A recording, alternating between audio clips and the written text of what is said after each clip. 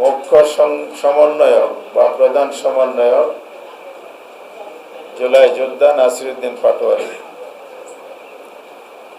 আর উপস্থিত আছেন খেলাফত মজলিসের নায়েব আমির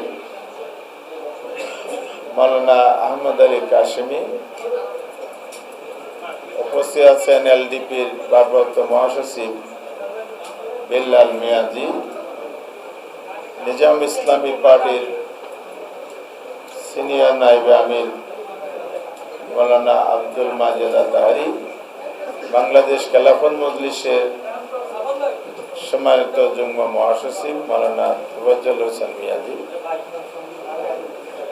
আমার বাংলাদেশ এবি পার্টির joint secretary advocate Rana Abdullah Al Mamun Rana, এছাড়া বিডিপির মহাসচিব নাইমুদ্দিন নিজাম, জাকবার মহাসচিব অধ্যাপক ইকবাল হুসাইন বাদ পড়ছে।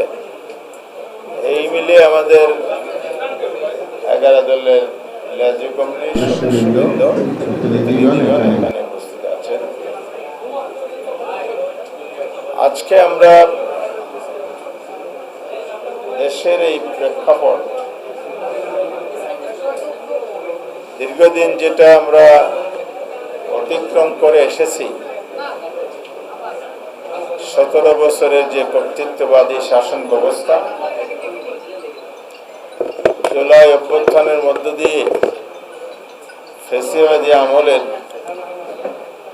যে কর্তৃত্ববাদ, স্বৈরতন্ত্র, জুলুমতন্ত্র প্রতিষ্ঠিত হয়েছিল, সেখান থেকে মুক্তি লাভ করে 18 মাসের অন্তর্বর্তীকালীন সরকারের শাসন ব্যবস্থার মধ্য দিয়ে দেশ গণতান্ত্রিক শাসন ব্যবস্থার দিকে যাত্রা শুরু করেছে।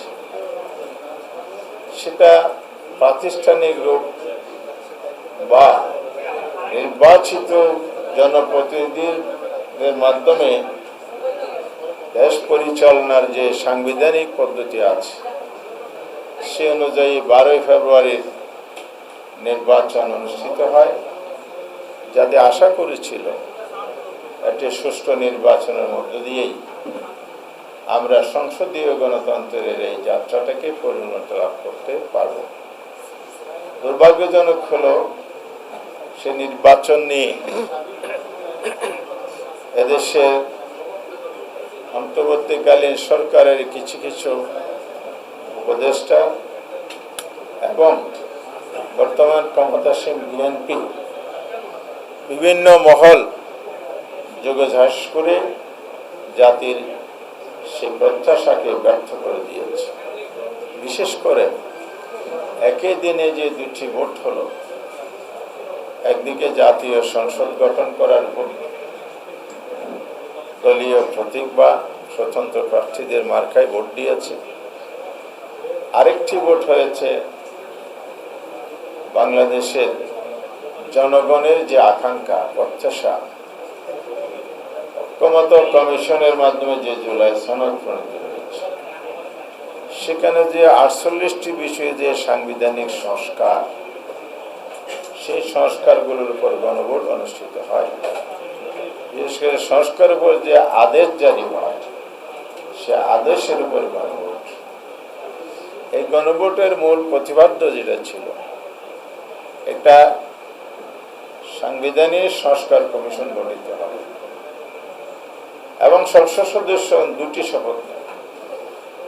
সংসদ সদস্য শপথ নেবেন, সাংবিধানিক সংস্কার পরিষদের সদস্য হিসেবে শপথ নেবেন।